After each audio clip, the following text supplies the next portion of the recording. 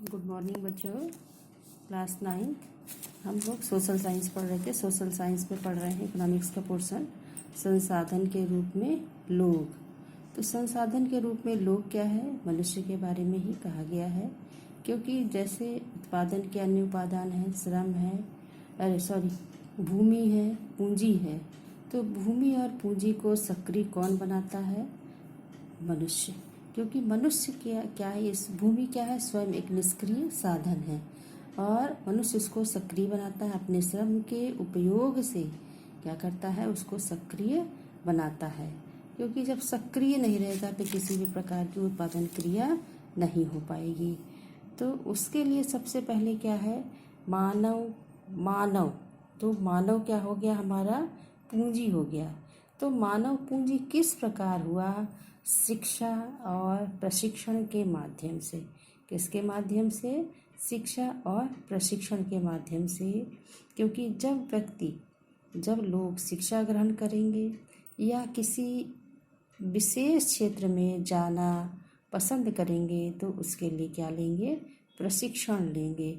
और उस प्रशिक्षण के क्षेत्र के द्वारा वो क्या हो जाएंगे, चाहे वो कंप्यूटर ट्रेनर हो जाए, चाहे वो टीचर हो जाए, चाहे एक मतलब जो छोटे उसमें रहेगा, किसी न किसी कार्य में वो क्या होगा, अच्छा एक ज्ञाता हो जाएगा और उसके अंतर्गत वो क्या है, काम को करेगा और उसी काम के साथ जो उसकी आय प्राप्त होगी वो हमारे राष्ट्रीय उत्पादन में क्या करेगी, सहयोग करेगी।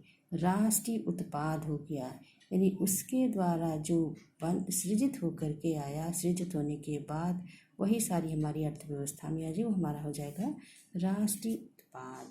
तो राष्ट्रीय उत्पाद क्या है?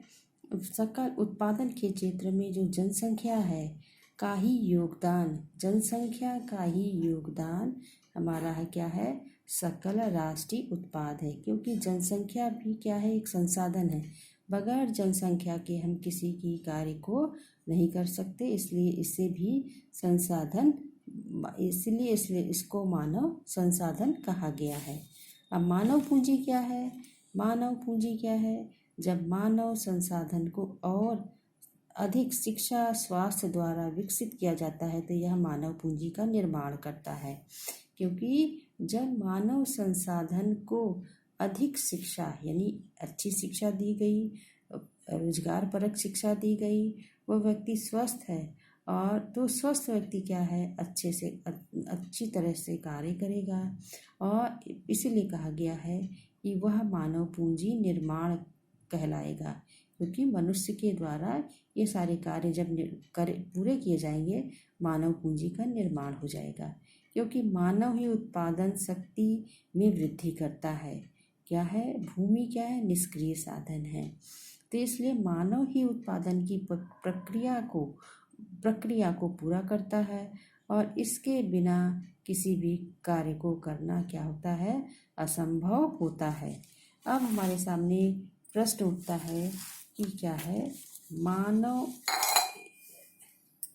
क्या प्रश्न उठता है कि मानव पूंजी कि मानव संसाधन क्या है? मानव संसाधन क्या है? भूमि या श्रम या उससे अधिक? ठीक है, मानव संसाधन क्या है? भूमि या श्रम या उससे अधिक। मानव पूंजी रुपया, पैसा, डॉलर है और उससे अधिक भी है। मानव क्या है? रुपया, पैसा, डॉलर है। क्योंकि जब एक डॉक्टर रोगी का इलाज करता है, एक अध्यापक छात्रों को पढ़ाता है, दर्जी क्या करता है, कपड़ा सिलता है, इंजीनियर क्या होता है, मशीनों की देखभाल करता है। और इसका सारा प्रभाव कहाँ पर पड़ता है? सारा हमारी अर्थव्यवस्था पर पड़ता है। क्योंकि अधिक शिक्षित या अधिक स्वस्थ जनसंख्या का लाभ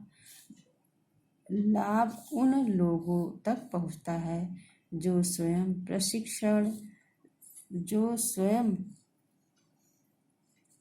प्रत्यक्ष रूप से उन्हें शिक्षित नहीं है, जो प्रत्यक्ष रूप से शिक्षित नहीं है।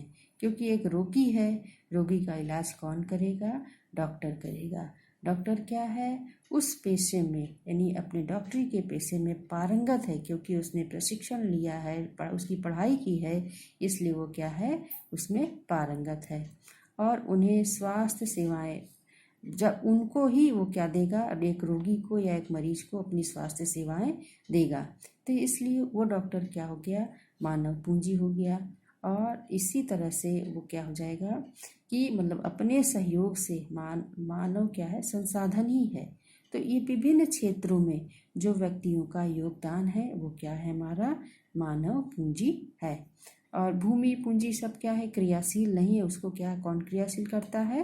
व्यक्ति क्रियाशील करता है। इसलिए भारत क्या है? विशाल जनसंख्या वाला देश है और उसका दायित्व है कि विशेष परिस्थितियों में मानव पूंजी में निवेश करके उसको परिसंपत्ति में बदला जाए, जैसे शिक्षा, स्वास्थ्य, औद्योगिक, श्रमिकों को प्रशिक्षण, वैज्ञानिक अनुसंधान आदि के द्वारा उसको प्रशिक्षित करके आगे मानव पूंजी को बढ़ाया जाए। ओके।